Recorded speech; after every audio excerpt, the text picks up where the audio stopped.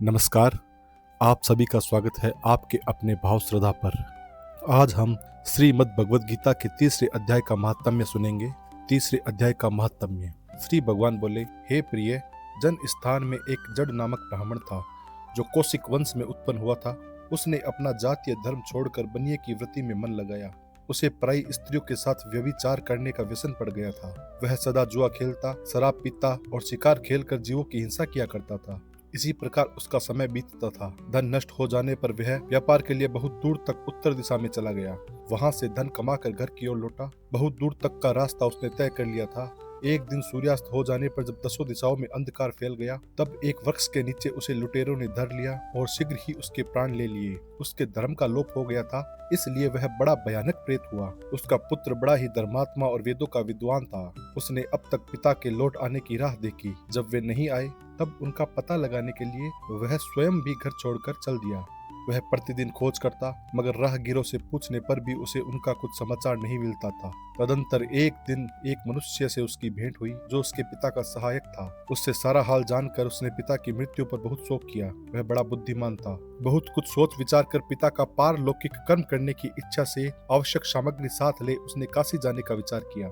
मार्ग में 7-8 मुकाम डालकर वह 9वें दिन उसी वृक्ष के नीचे आ पहुंचा जहां उसके पिता मारे गए थे। उस स्थान पर उसने संध्योपासना की और गीता के तीसरे अध्याय का पाठ किया। इसी समय आकाश में बड़ी भयानक आवाज हुई। उसने पिता को भयंकर आकार में देखा। फिर तुरंत ही अपने सामने आकाश में उसे एक सुंदर विमान दिखाई दिया जो तेज से व्याप्त था। उसमें अनेकों क्षुद्र घटिकाएं लगी थी। उसके तेज से समस्त दिशाएं आलोकित हो रही थी। यह दृश्य देखकर उसके चित्त की व्यग्रता दूर हो गई। उसने विमान पर अपने पिता को दिव्य रूप धारण किए विराजमान देखा। उनके शरीर पर पीताम्बर शोभा पा रहा था और मुनिजन उनकी स्तुति कर रहे थे। उन्हें देखते ही पुत्र ने प्रणाम किया। तब पिता ने भी उसे आशीर्वाद दिया। तत्पश्चात उसने पिता से यह सारा वृतांत पूछा।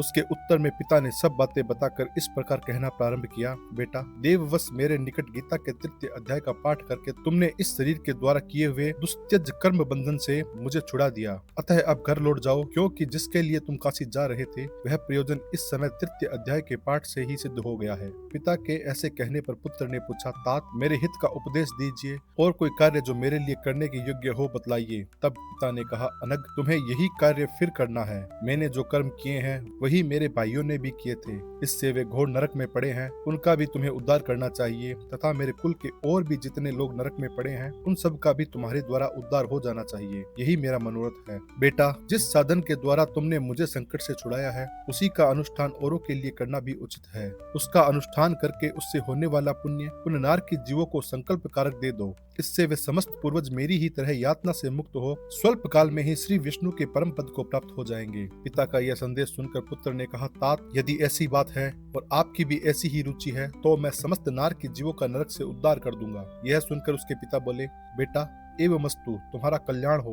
मेरा अत्यंत प्रिय कार्य संपन्न हो गया। इस प्रकार पुत्र को आश्वासन देकर उसके पिता भगवान विष्णु के परम धाम को चले गए। तत्पश्चात वह भी लौटकर जन्म स्थान में आ गया और परम सुंदर भगवान श्री कृष्ण के मंदिर में उनके समक्ष बैठकर पिता के आदेशानुसार गीता के तीसरे अध्याय का पाठ करने लगा। उसने नार के जीवों का उद्धार करने की इच्छा से गीता पाठ जनित सारा पुण्य संकल्प करके दे दिया। इसी बीच भगवान विष्णु के दूत यातना भोगने वाले नरक के जीवों को छुड़ाने के लिए यमराज के पास गए। यमराज ने नाना प्रकार के सत्कारों से उनका पूजन किया और कुशलता पूछी। वे बोले, धर्मराज, हम लोगों के लिए सब और आनंद ही आनंद है। इस प्रकार सत्कार करके पितृलोक में सम्राट परम बुद्धिमान यम ने विष्णु दूतों से यमलोक में आने का कारण पूछा। तब विष्णु दूतों ने कहा, यमराज, शेष सैया पर शयन करने वाले भगवान विष्णु ने हम लोगों को आपके पास कुछ संदेश देने के लिए भेजा है। भगवान हम लोगों के मुख से आपकी कुशल पूछते हैं और यह आज्ञा देते हैं कि आप नरक में पड़े हुए समस्त प्राणियों को छोड़ दें। अमित तेजस्वी भगवान विष्णु का यह आदेश सुनकर यम ने मस्तक झुकाकर उसे स्वीकार किया और मन ही मन कुछ सोचा। तत्पश्चात मदोन्मत्त नार की जीवों को नरक से मुक्त देखकर उनके साथ ही वे भगवान विष्णु के वास स्थान को चले। यमराज श्रेष्ठ विमान के द्वारा जहाँ क्षीर सागर है वहाँ जा पहुँचे। उसके भीतर कोटि कोटि सूर्यों के समान कांतिमान नील कमल दल के समान श्याम सुंदर लोकनाथ जगत गुरु श्री हरि का उन्होंने दर्शन किया। भगवान का तेज उनकी सैया बने हुए शेष नाग के फणों की मणियों के प्रकाश से दुगना हो रहा था। वे आनंद युक्त दिखाई दे रहे थे। उनका हृदय प्रसन्नता से परिपूर्ण था। भगवती लक्ष्मी अपनी सरल चित्तवन से प्रेम पूर्वक उन्हें बार बार निहार रही थी। चारों ओर योगी जन भगवान की सेवा में खड़े थे। ध्यानस्थ होने के कारण उन योगियों की आंखों के तारे निश्चल प्रतीत होते थे। देवराज इंद्र अपने विरोधियों को परास्त करने के उद्देश्य से भगवान की स्तुति कर रहे थे। ब्रह्मा जी के मुख से निकले वे वेदांत वाक्य मूर्तिमान होकर भगवान के गुणों का गान कर रहे थे। भगवान पूर्णतः संतुष्ट होने के साथ ही समस्त योनियों की ओर से उदासीन प्रतीत होते थे।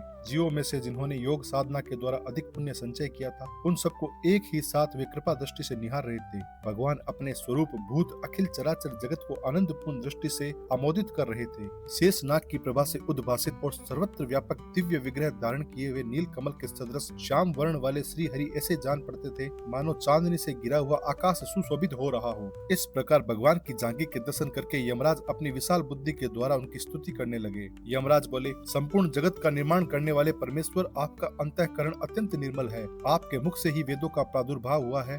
आप ही विश्व रूप और इसके विधायक ब्रह्मा हैं। आपको नमस्कार है।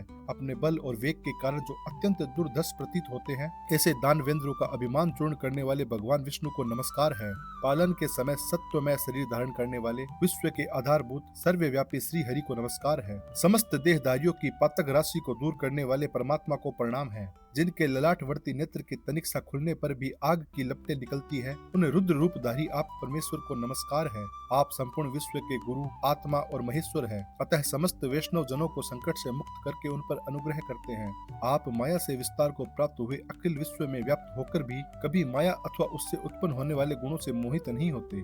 माया तथा माया जनित गुणों के बीच में स्थित होने पर भी आप पर उनमें से किसी का प्रभाव नहीं पड़ता। आपकी महिमा का अंत नहीं है, क्योंकि आप असीम हैं। अतः आप वाणी के विषय कैसे हो सकते हैं? अतः मेरा मौन रहना ही उचित है। इस प्रकार स्तुति करके यमराज ने हाथ जोड़कर कहा, जगत गुरु, आपके आदेश से इन जीवों को गुण रहित होने पर भी मैंने छोड़ दिया है। अब मेरे योग्य और जो कार्य हो उसे बताइए। उनके यो कहने पर भगवान मधुसूदन मेघ के समान गंभीर वाणी द्वारा मानो अमृत रस को सींचते हुए बोले, धर्मराज, तुम सबके प्रति समान भाव रखते हुए लोगों का पाप से उद्धार कर रहे हो। तुम पर देहधारियों का भार रखकर मैं निश्चिंत हूँ। अतः तुम अपना काम करो और अपने लोक को लौट जाओ। यूं कहकर भगवान अंतर ध्यान हो गए। यमराज भी अपनी पुरी को लौट आए। तब वह ब्राह्मण अपनी जाति के और समस्त नार के जीवों का नरक से उद्धार करके स्वयं भी श्रेष्ठ विमान द्वारा श्री विष्णु धाम को चला गया। और इसी के साथ हमारी गीता का तीसरे अध्याय का महात्म्य समाप्त होता है। ओम नमो भगवते वासुदेवाय।